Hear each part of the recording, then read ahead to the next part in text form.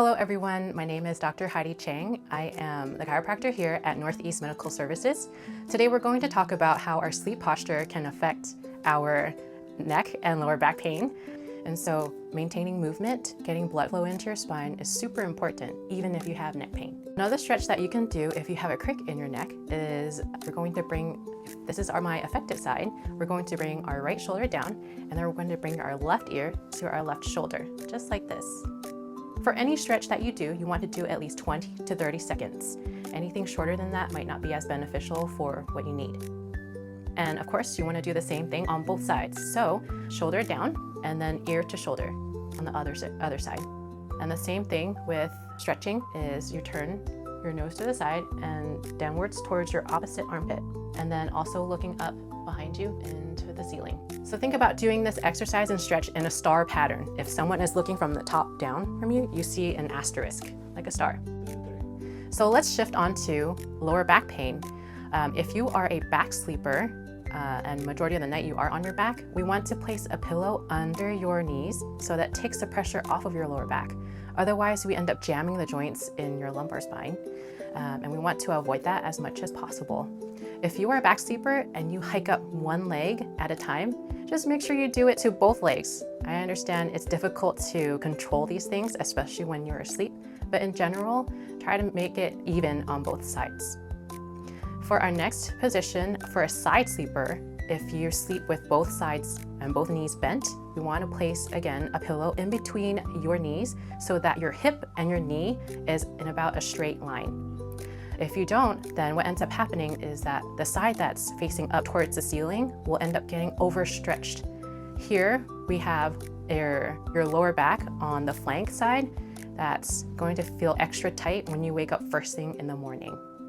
If you are a side sleeper who sleeps with one leg straight and one leg hiked up, you can also place a pillow under the knee, so that's still making sure that your hip and your knee is aligned.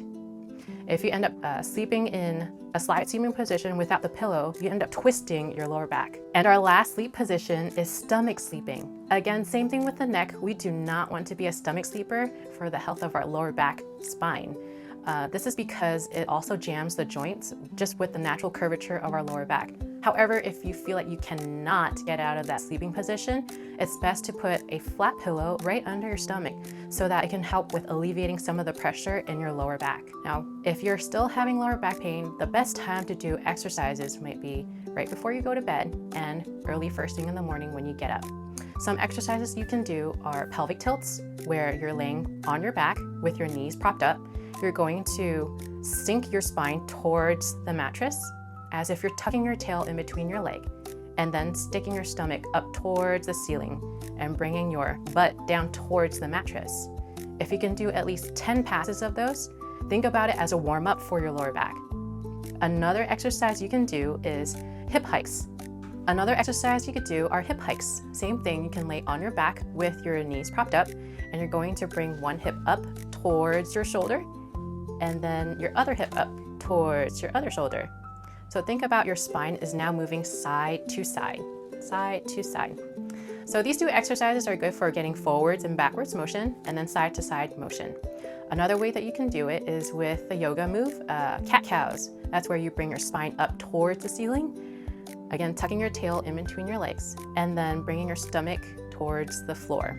Another exercise that you can do while you're on your back on your mattress is knee to chest stretches, where you bring your one knee up towards your chest. You're going to hold for about 20 to 30 seconds. If you have knee pain and you cannot hold at your knee, you can come behind your thigh and hold towards your chest. You're gonna do the same thing on your other leg, and then eventually both legs up.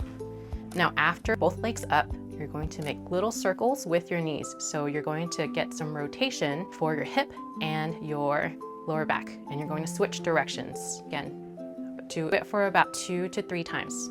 And that's all the lower back exercise warm-ups that you can do with first thing getting out in the morning to help alleviate some of your back pain.